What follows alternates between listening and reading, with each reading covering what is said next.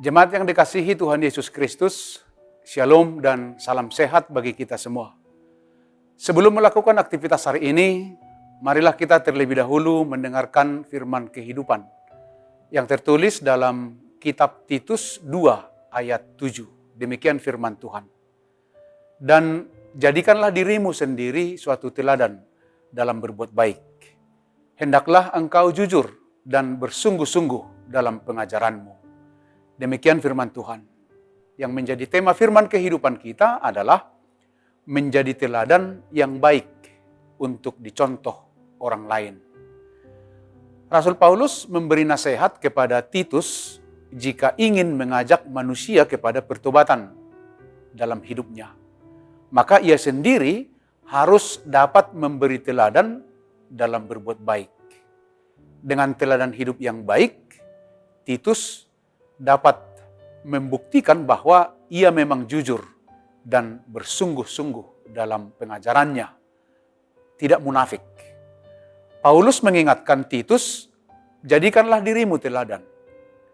Dalam Kamus Besar Bahasa Indonesia, arti teladan adalah sesuatu yang patut ditiru atau baik untuk dicontoh. Ada banyak orang tua yang mengaku stres karena anak-anaknya tidak mau mematuhi setiap ajaran dan nasihat yang mereka berikan. Orang tua hanya stres karena anak-anaknya tidak mematuhi nasihat-nasihat mereka. Sekarang saya mau bertanya, pernahkah orang tua berpikir apa yang membuat anak-anaknya seperti itu? Apakah para orang tua menyadari bahwa penyebab anak mereka menjadi demikian karena kita para orang tua hanya mengajar dan memberi nasihat kepada mereka tanpa pernah mempertunjukkan keteladanan. Sesuatu yang patut ditiru atau dicontoh dari kita, para orang tua.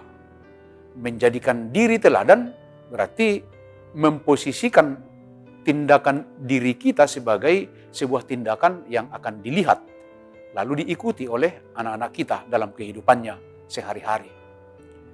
Jika ada seorang hamba Tuhan yang berkhotbah tentang perbuatan baik, maka dia harus dapat berbuat baik.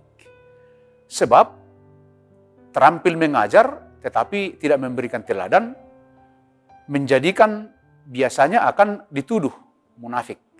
Dalam bahasa Batak biasa disebut dengan istilah hoha, holan hata, teori doang. Firman kehidupan hari ini mengingatkan kita semua untuk menjalani hidup selaras dengan kebenaran firman Tuhan, yaitu dapat menjadi teladan dalam berbuat baik. Kita sepatutnya berperilaku jujur dan bersungguh-sungguh dalam mewartakan kabar baik. Inilah perenungan kita melalui firman kehidupan hari ini. Sudahkah kita menjadi teladan terhadap sesama kita? Bagaimana dengan suami dan istri? Sudahkah kita menjadi teladan? Bagaimana dengan orang tua? Sudah menjadi teladan bagi anak-anak kita? Bagaimana dengan kita para pelayan? Sudah menjadi teladan bagi jemaat? Ini perenungan bagi kita hari ini. Dan marilah kita bertekad menjadi teladan dalam segala sesuatu yang baik, supaya kita tidak dibuat malu oleh dunia. Sebaliknya Tuhan dimuliakan. Paulus membuat secara praktis dengan berkata, teladan dalam hal berbuat baik. Teladan dalam berbuat baik merupakan panggilan Tuhan kepada kita semua. Dalam kehidupan yang tak jarang diwarnai oleh ajaran kebencian dan kejahatan, maka kita sebagai orang-orang percaya harus menyatakan teladan Injil yang penuh kasih dan damai sejahtera.